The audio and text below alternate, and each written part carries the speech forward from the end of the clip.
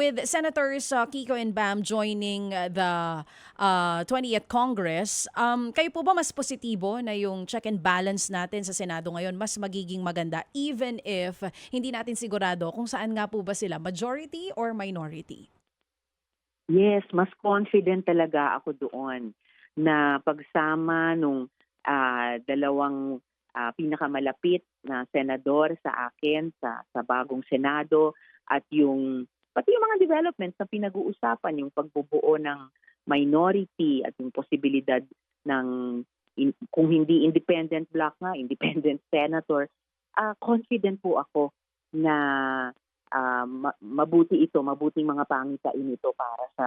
20th Congress na Senado. Lalo na napaka-importante ng mga pangyayari ngayon sa ating bayan at yung mga desisyon na mapapasakamay sa Senado. So yes,